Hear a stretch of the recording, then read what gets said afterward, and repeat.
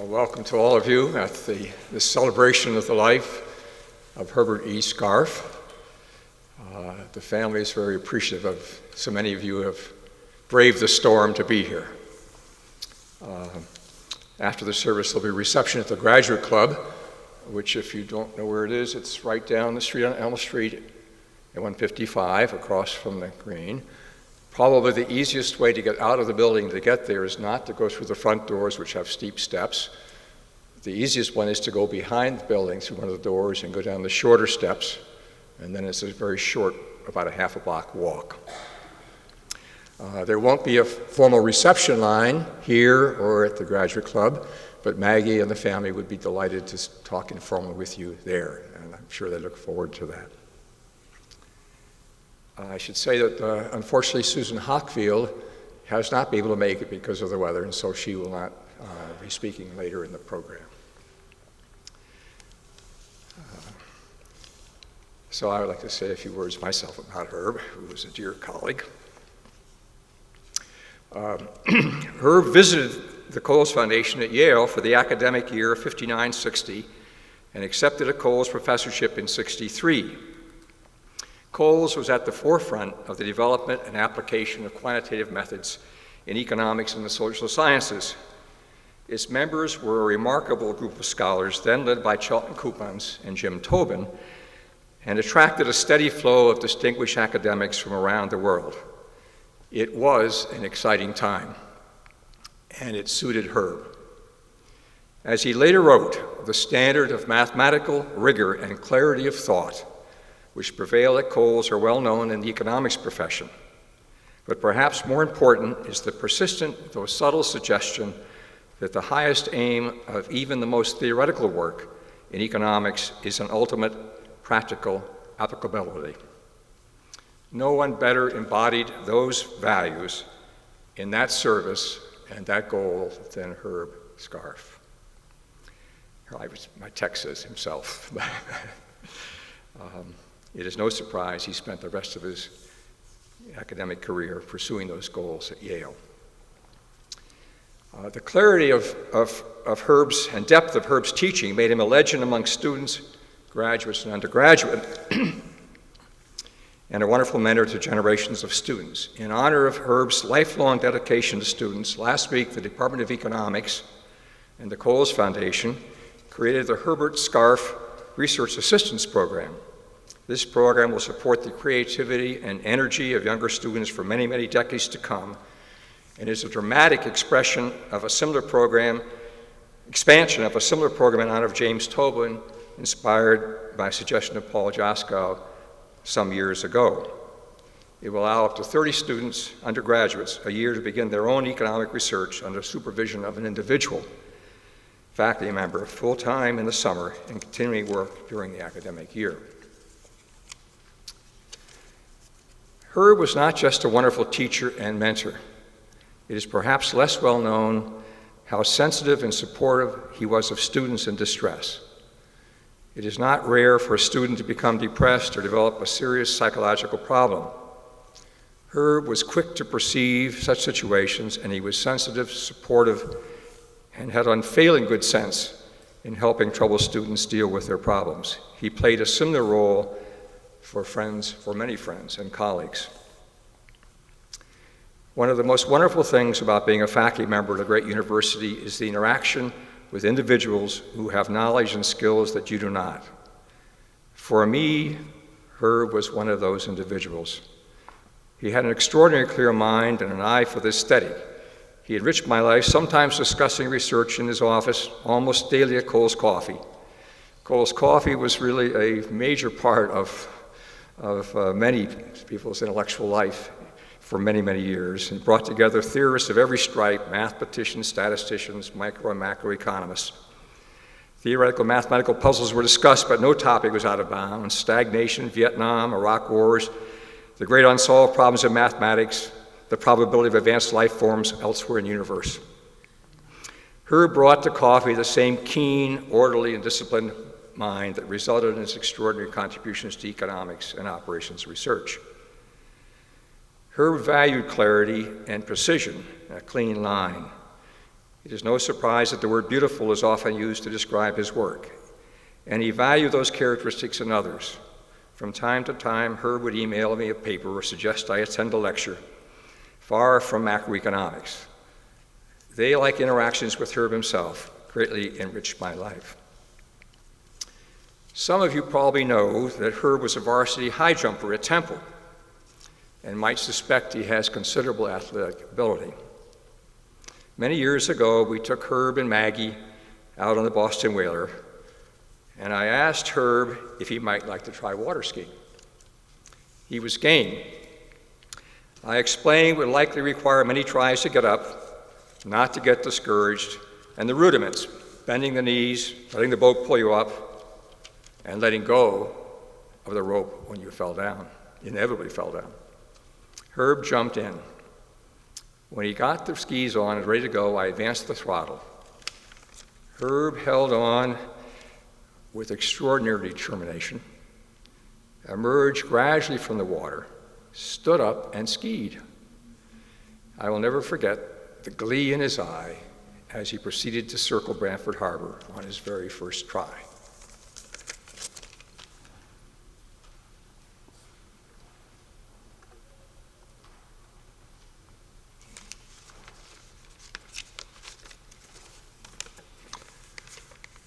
Herb had a great gift. He conveyed the most complex ideas in the simplest and clearest terms. For Herb, breaking down a problem and finding a solution was a work of art as well as intellect. Answers had not only to be right, their expression had also to be beautiful. It was often hard to appreciate how profound Herb's contributions were. Once he'd solved a problem, he explained it so clearly that it seemed easy. He made the obscure transparent. None of us has ever known a better teacher. Herb was deeply curious and inquisitive. I have a vivid memory of Herb interrogating Jim Tobin at Cole's Coffee Hour. As we mere mortals listened, we wondered, doesn't Herb get it? This is just standard Tobin-style macro. We know what Jim is talking about. Even Jim seemed impatient with Herb's persistence. But then, all of a sudden, Herb uncovered a not-so-plausible hidden assumption underlying Jim's argument, and what had seemed to be Herb's confusion became a revelation. Oops. Herb was kind, generous, and loyal. He was devoted to his students and followed their careers with interest and admiration. He cherished the history and traditions of the Coles Foundation. He valued the economics department, and he loved the brilliance, the intellectual diversity, and the eccentricities of his faculty friends all across the university. He saw the best in people, and he made them feel better. The warmth of Herb's smile could brighten anyone's day. Herb served with distinction as director of the Coles Foundation and as director of the Division of Social Sciences. He never sought these roles, and he marveled at the fact that others seemed energized by activities that he found draining. He preferred the life of scholarship, the music of mathematics, music itself, and time with his marvelous Maggie. I'll never forget Herb's beautifully crafted remarks at the memorial service for his revered friend and mentor, Charling Koopmans. He talked about deep, probing conversations in Charling's office, how much he had learned from them, and how much they had meant to him. Herb's words were poignant, but even more so was the visual image he painted with them. He described Charling sitting at his desk with the late afternoon sun streaming in behind him, creating a halo around the master as he thought deeply about hard problems. The image Herb rendered was Charling's, but in that same picture, we see Herb, extraordinary scholar, teacher, colleague, and friend, who searched for truth and bathed in the light of its beauty.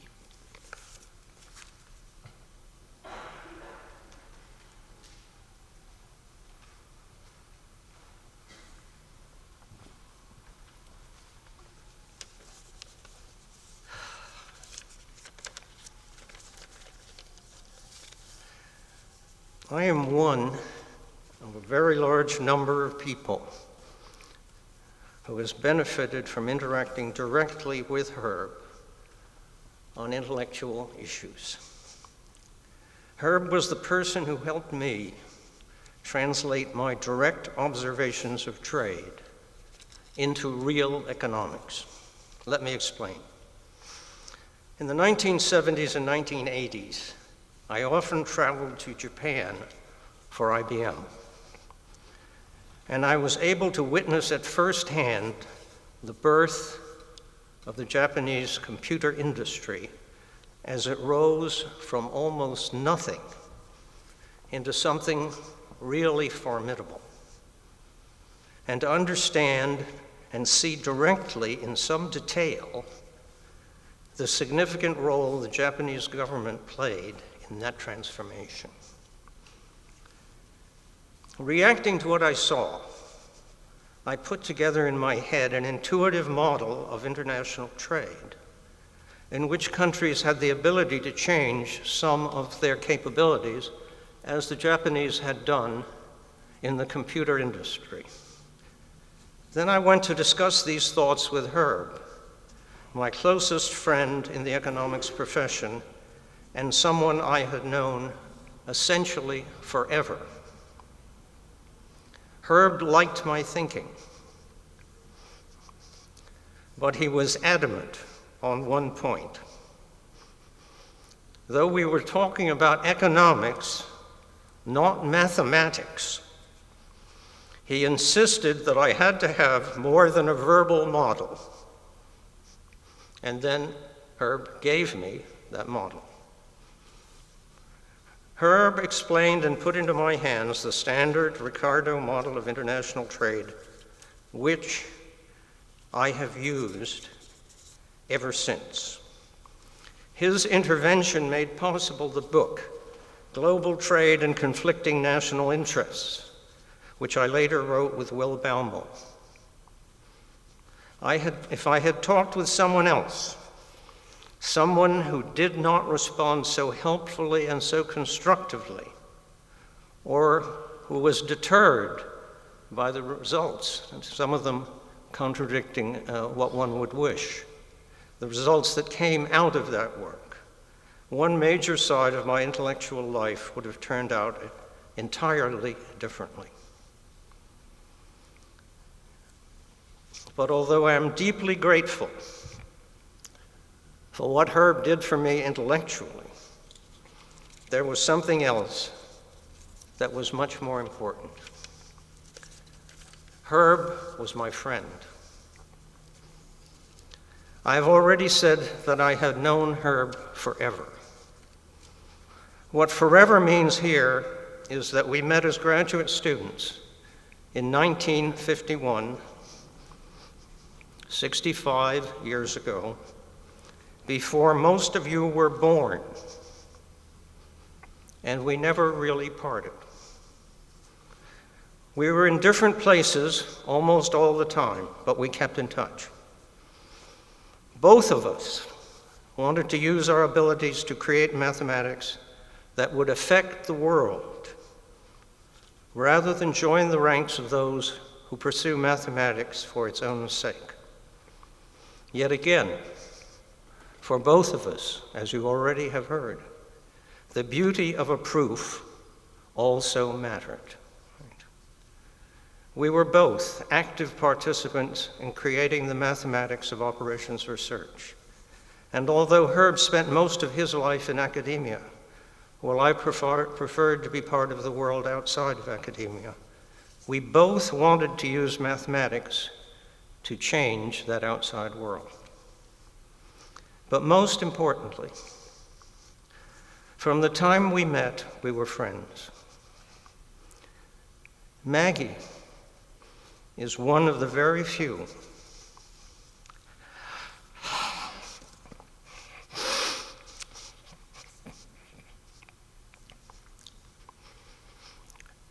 who can remember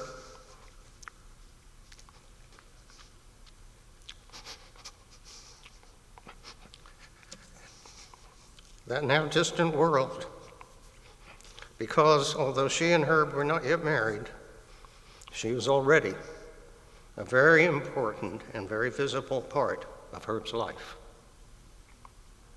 But starting from that distant time and until now, we were friends and always part of each other's lives. I knew that Herb was out there, and he knew that I was out there for him too. His being out there was a part of my life. And when he died, in the midst of an email interchange about something we were going to do together, it was as if part of me had gone missing. And today in my life, there is a gap where before there was Herb. I will miss Herb in many ways. As a thinker, as a friend, and also as someone who shared with me a world that today very few of us can remember. Thank you.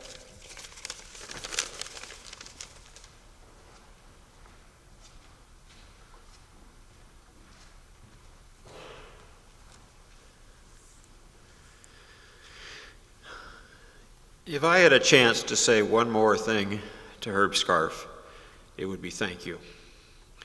And I would say this on behalf of all of the graduate students that he taught at Stanford and Yale.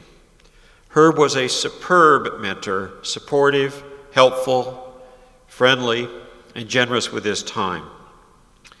His lectures can only be described as elegant and masterful. They were crystal clear.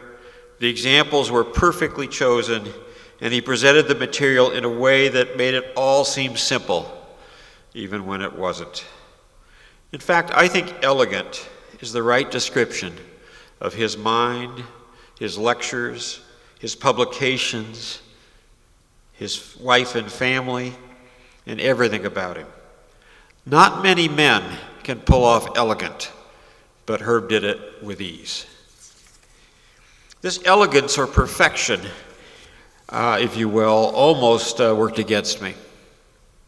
In the summer of 1971, Jim Tobin had arranged a research position for me at the New York Federal Reserve. I talked to Mr. Scarf about it. All professors were referred to that way in those days. And he said, "Why don't you work for me instead? You can proofread my book." One of Herb's earlier students, Turier Hansen, had just collaborated with Herb on the book. I had just taken Herb's course and thought this was an excellent opportunity. But what a challenge. My job was to proofread a book that was essentially perfect. I pored over it looking for mistakes. I looked at the references, the footnotes, the subscripts. I diagrammed almost every sentence.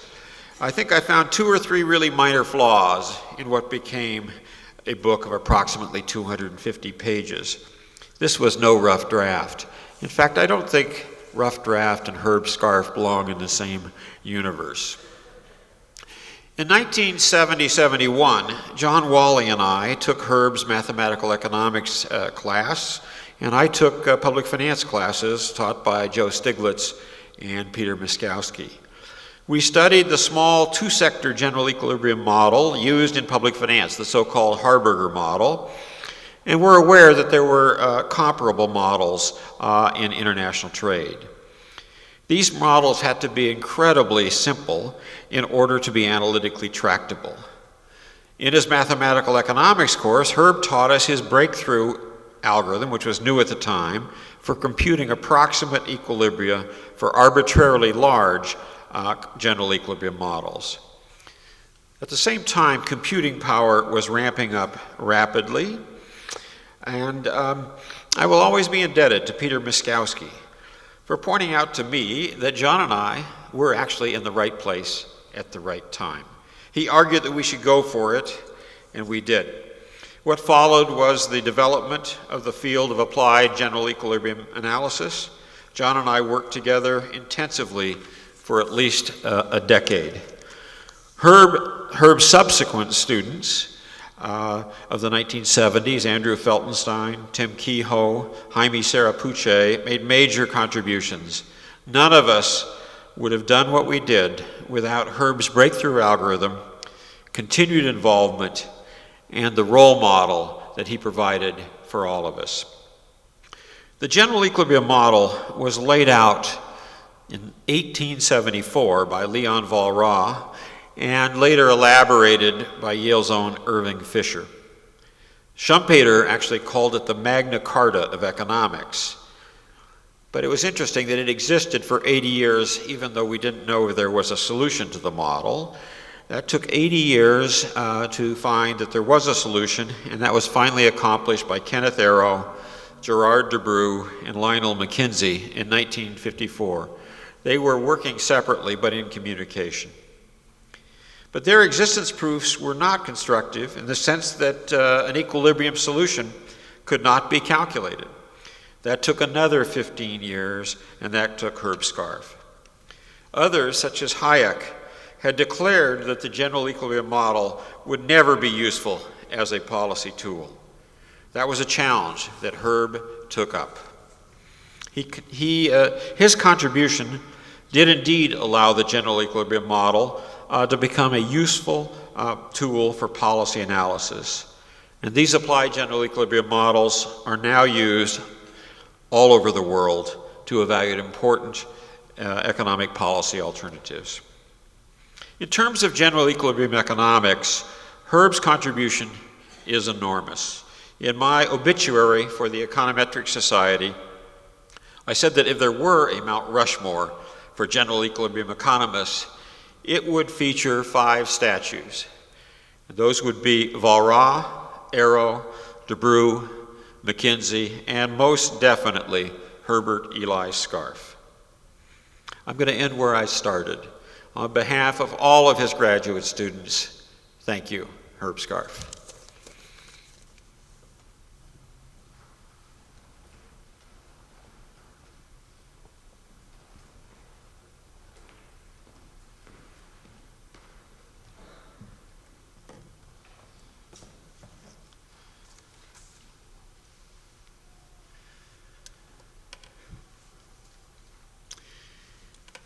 When I was 18 years old and searching for beauty, I found Herb Scarf. Herb was my first economics teacher and the reason I decided to become an economist.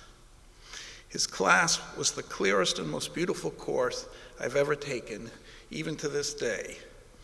It was by luck that I took Herb's year-long graduate math econ course my junior year at Yale. I was a math major, but my roommate Jeremy Bulow recommended it to me. Some people are born economists. I became one unexpectedly after meeting Herb. Young students, we sometimes forget, are moved by beauty. Ken Arrow told me that in his youth he'd intended to become an actuary until Charling Koopmans, we heard about already, said to him, "But it has no music." That changed Arrow's mind. Herb had music and beauty. In the whole year-long course, there were just 3 models: competitive equilibrium, Nash equilibrium, and the core, and one basic mathematical theme that kept recurring in more and more enchanting ways: the pivot step. Looking back 40 years later, virtually everything Herb taught is still worth knowing. This is a tribute to his perfect taste and to the joy he took in lingering on the same topic. Where to put the silences is often the most important thing, he would say. Herb was the Heraclitus of economists. A static lecturer might ask whether a competitive economy would use its given resources and technologies optimally. Herb asked whether and how the economy would change each time a new technology was invented and pivoted into the old economy. He explained that the general idea of the pivot was like a house filled with rooms that each have exactly 2 doors. If one door leads to the outside, then there must be a second door leading to the outside. One could find it by walking into the house in a room through the first outside door, then leaving that room through its other door, pivoting as it were into the next room, then leaving that second room through its other door. Gliding through the house this way, you could never step into the same room twice, so inevitably you would find the other outside door. Every Yale, this by the way was the basis of the algorithm that we just heard was the way of finding competitive equilibrium. Every Yale graduate student took Herb's course, and every year they heard this story. One year the department held a reunion for its graduate students, like John Chauvin. In the evening, a speaker was going on a little too long. Herb glided almost soundlessly out of the hall into the kitchen in the back.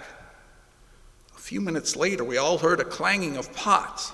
Chauvin mumbled, "Herb finally found a room with only one door."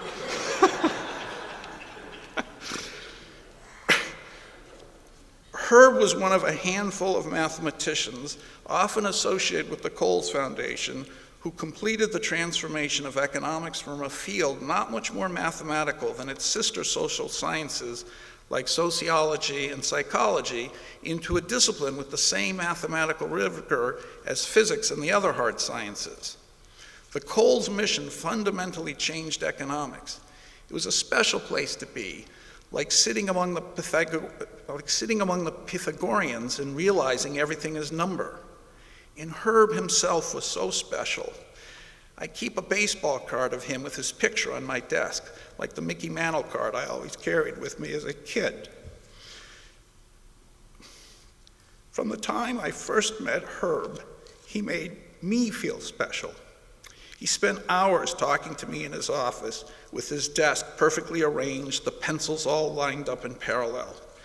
He asked me to program the SCARF algorithm for him, without letting on that an army of his graduate students had already done the same. He took me with him to Washington and had me explain the algorithm to some government agency that wanted to compute the effects of its policy changes. He snuck me into his office to consult on the chess move he made every other day in a long-standing grudge match with James Tobin, just as he suspected Tobin was doing the same with his son Hugh. Most sneakily, he told my mother so. At a Wolsey Hall concert, my mother added, "And he's so handsome."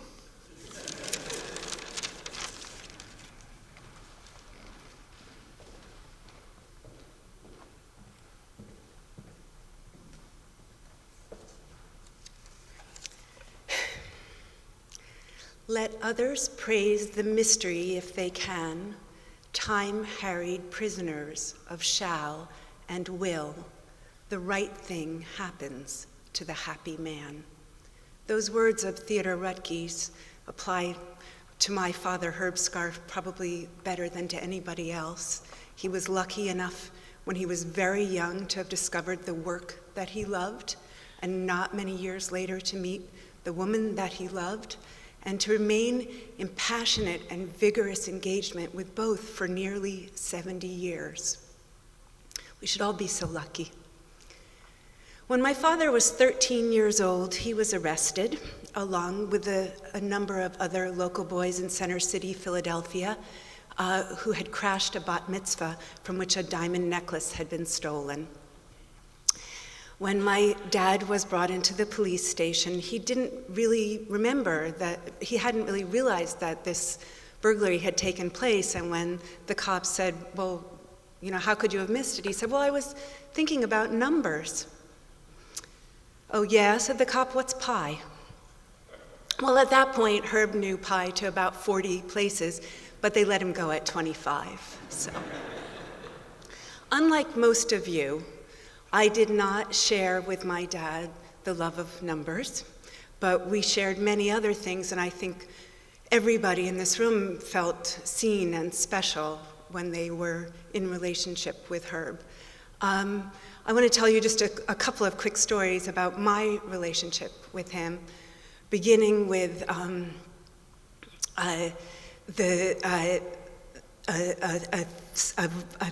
connection that began when my mom was a Nieman Fellow at Harvard, and I think I was about 16, and Herb and I were living in domestic non-bliss on Blake Road. We knew how to cook precisely 2 dishes. He could make hamburgers, and I could take a ham steak and 3 rings of canned pineapple and broil them. And by week 2, we kind of hated each other. And one of us discovered on the back of the Argo cornstarch box a recipe for sweet and sour pork. And we went and bought all the ingredients, and we made it, and it was pretty good. And we realized that we really enjoyed cooking, and by the time my mom returned from Cambridge, we were actually quite competent Chinese cooks and really quite competent cooks in general. And that love of preparing food was something that we shared, for decades and decades. Even in the last year that they were living in the house on Blake Road, we were up at 6 in the morning roasting the chestnuts for the stuffing and putting together the meal. And that was part of our real connection. We also shared a love of literature that began, probably began with Dr. Seuss and went through the Moomin Trolls and C.S. Lewis, but we read all of Dickens together. We read all 38 volumes of Trollope together. We read The Story of the Stone, The Tale of Genji. Herb was an incredibly literate and a lover of text in all forms, not simply the numerical. And he was incredibly funny and quirky. I think he would have been quite amused by the weather today. And I have been thinking a lot about a time when I think I was maybe in 4th or 5th grade when Herb arrived back home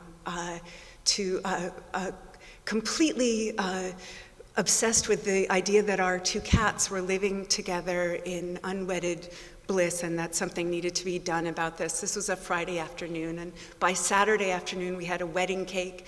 Everybody in the neighborhood had been invited. Keith Thompson, who was in the biology department at that time, performed the ceremony.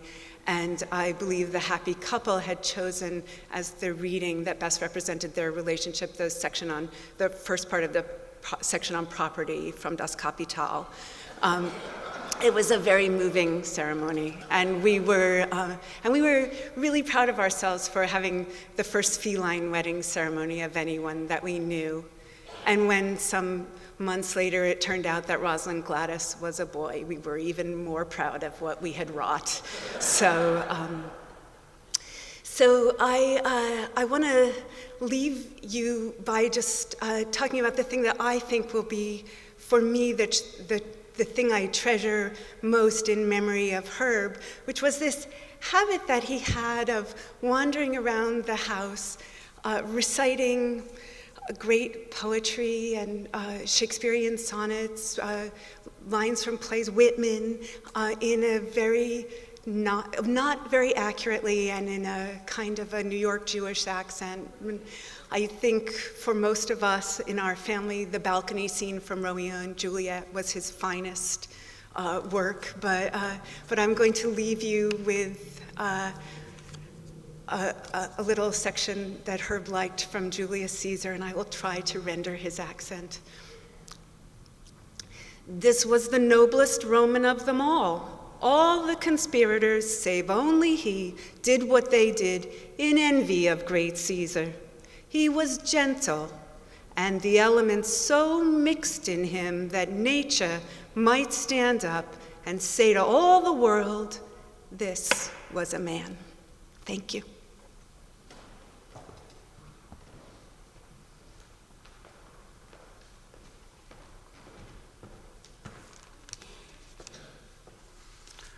I'm Charlie Samuelson, one of Herb's grandsons. And so with my aunt, we've moved from hearing from economists to the non-economists among us. Certainly, my grandfather tried to convert those of us who found ourselves less inclined to studying math. I remember being little and him sitting me down at holidays and showing me shape after shape that he had designed on Mathematica on his computer. I never really got what was at stake, though he so enthusiastically found such beauty in them. My grandfather was clearly lucky to find mathematics as a love of his life when he was so young. But it was really the second love of his life, with the first being about as far from an economist as possible. I'm not referring to The Wire or to Alicia Florrick, both of whom he did love very much, but to my grandmother Maggie. I think both she and my grandfather would agree that she's not always perfectly in tune with the modern economy. At Thanksgiving, my grandfather would always give a short speech about what he was thankful for. Always my grandmother, first and foremost. And then I remember him adding a few times that he kept hoping that this would be the year that she finally learned how to use an ATM card. It's funny in a way that his love for this non-economist was so off the charts, so irrational. He would tell the story about how they met in Philadelphia in the 40s. He would say that he was taken by this beauty and knew he had to do anything to get her. She tells a very different version of the story. She initially thought that my grandfather was his twin brother, Fred, about whom she'd been hearing great things from different people. When she realized her error, she apparently thought to herself, okay, he'll do. It's funny that the economist's love was so irrational and the non-economist initially so practical and rational. And this crazy love persisted. The photos that my grandfather took on our numerous vacations are, in this respect, telling and funny. He constantly took pictures of my grandmother, doing about nothing, opening curtains, unpacking suitcases, etc. So this crazy team has led us around for our entire lives as my brothers and cousins, and I know it. They've led us to somewhat improbable places and in totally improbable ways. There was the time that my grandparents decided to bring some of us to lunch at the Delano in South Beach. No one had reserved, so they obviously didn't have a table available, until my grandmother, thoroughly egged on by my grandfather, informed the restaurant staff that she wrote for the New York Times. We were then quickly seated and treated extremely well. Now, as I said, much of my grandfather's relentless wisdom was lost on us. In terms of economics, music, and other arts and sciences, and also at a more practical level.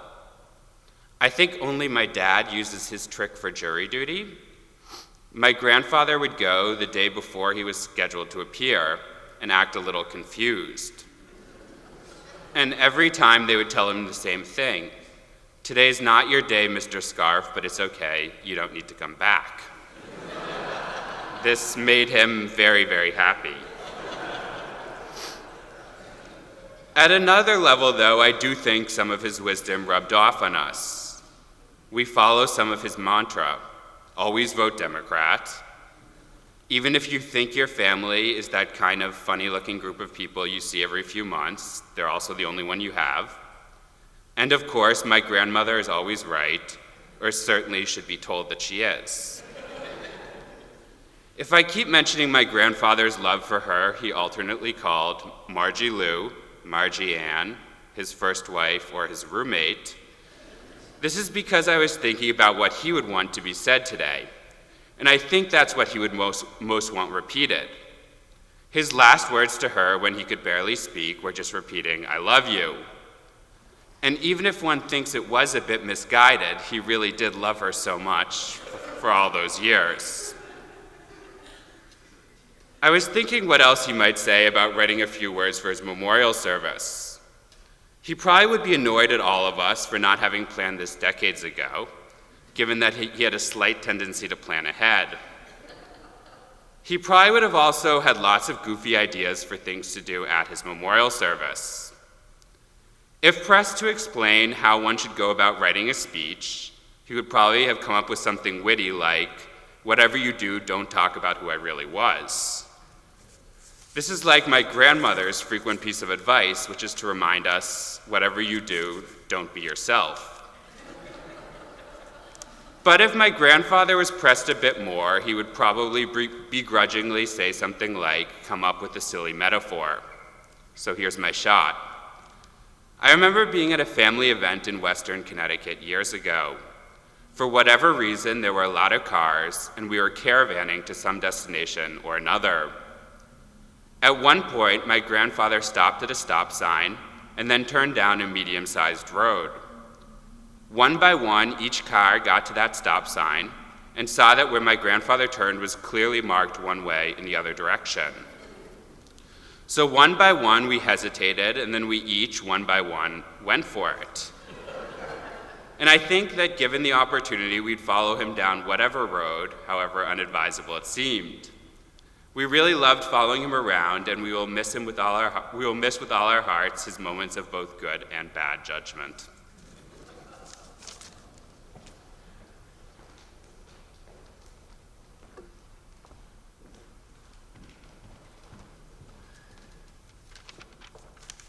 Hi, I'm Maggie. I'm the granddaughter. You've heard a lot about my grandfather's love of math today, and I want to talk to you about a different passion of his. Many of you likely don't know this, but in the last few weeks of my grandfather's life, he watched the American Ballet Theater's performance of Swan Lake on his iPad every day. Where did that come from? Even fewer of you know that every time I spoke to him, we talked about the ballet. And I'm not talking about the last few weeks of his life. I'm talking about every day for the past 2 decades that we talked about ballet. While there's no evidence to prove it, I'd guess that my enrollment in ballet classes at age 3 was his idea. Our conversation started off as a broad introduction to dance. After each visit, I would leave with a new VHS tape of a classic ballet. Giselle, the Nutcracker, Ivan the Bad, which was our name for Ivan the Terrible, and of course, Swan Lake. It didn't have to be professional dance for Papa to love it. My grandparents were always in the audience for my ballet recitals the 10 years that I dabbled with dancing. I never had the math bug, but Papa definitely gave me one of his bugs. The first time I was taken to Lincoln Center to see Odette in real life, I wore the equivalent of a ball gown for a 5-year-old because that's how important the event was for me. The first time we went to the ballet, my grandparents and I had lunch, and Papa told me the plot of the ballet we were to see. This became an annual event in different permutations. Sometimes my grandmother was busy, sometimes we ate Chinese food instead of eggs, sometimes it was Sunday matinee and not a Saturday, and on those occasions he had always been to the ballet the night before. This is really annoying. The one consistency was that he told me the plot, reminding me every time that the ending to Swan Lake was not always the same. Sometimes the swan kills herself, sometimes she and the prince both do, but usually they fly off together in the sunset. I suspect that this moment was one of his favorites. My God.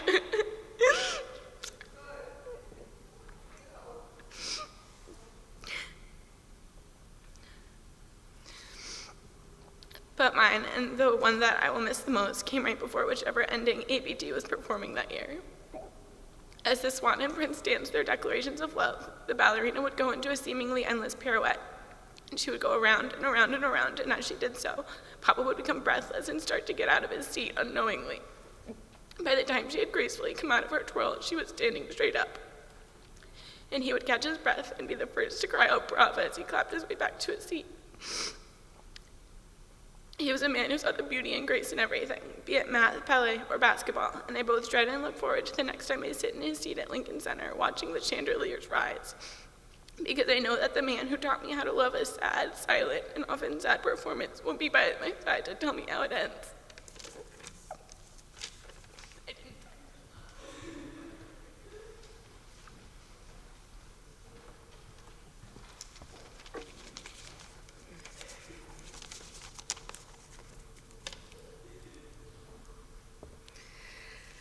So I'm lucky enough to have had a toehold in a lot of the different aspects of my father's life that you've heard about today, and I'm going to just touch on a couple of them. First is economics. People have talked about my father's contribution to economics, but growing up in our house, we all knew economics was very important to my dad, but we had no idea that he meant anything to the field. And then I went off to Yale, and I was a sullen and somewhat ungrateful adolescent, and I said, if my father teaches economics, I know what I am not going to get near, and I had nothing to do with it. And then I guess the first chink in that, and also the first opportunity for me to get a better sense of what my dad meant, was when I came home with my husband, Paul Samuelson, and I had a sense from my father-in-law and from his colleagues at MIT what my father meant in the field. And in fact, the year we got married was the year Jim Tobin won the Nobel Prize, and I felt like our wedding was some combination of a marriage and a really funky department meeting. It was just sort of both of those things going on at the same time.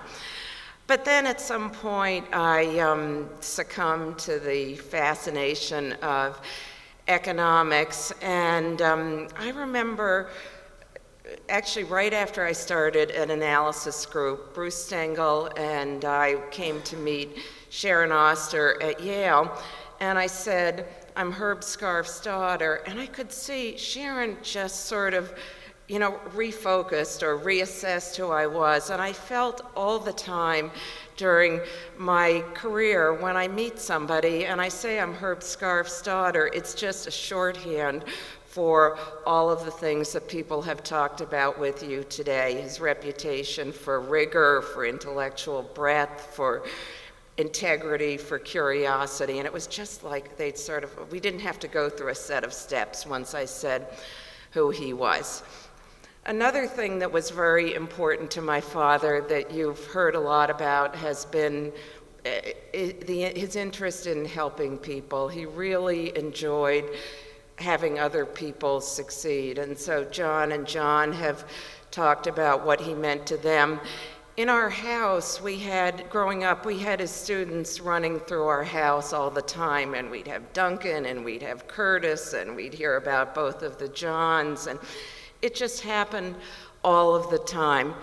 Then he was equally invested in our family in helping all of us be successful. And he loved to go to Susie's readings.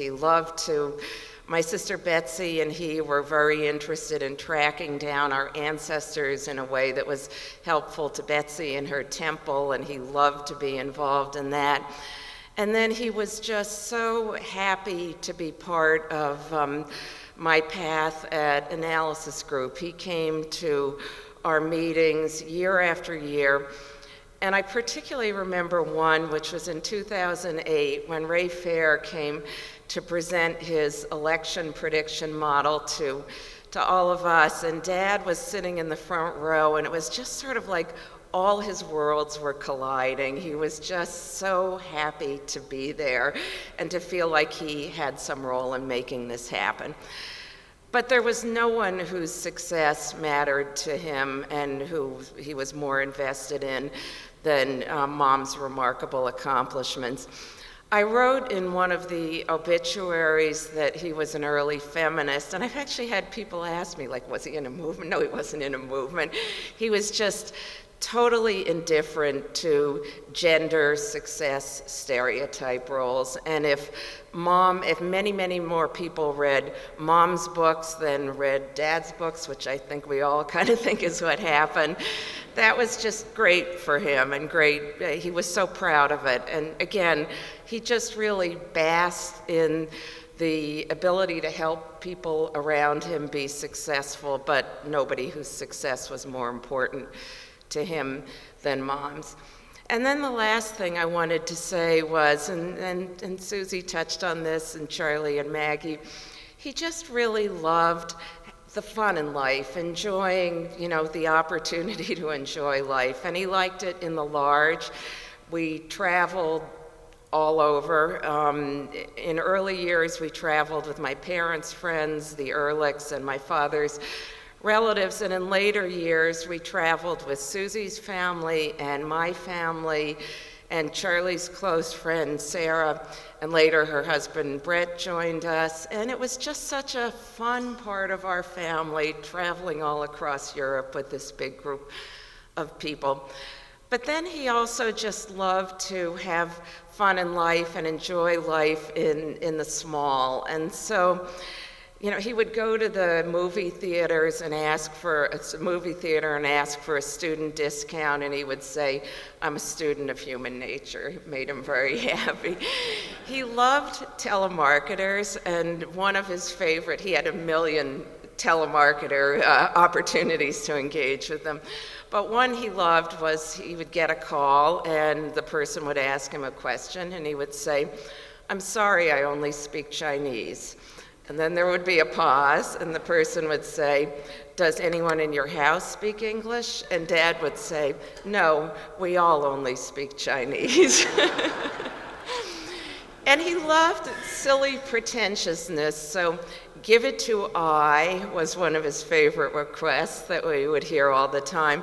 And another sort of family joke, whatever it was the Queen Elizabeth wave, which we did all the time. And the important thing was not too close, because that suggested a female form, not too far, because that suggested sweat glands. And this was our family little wave we would do over and over again.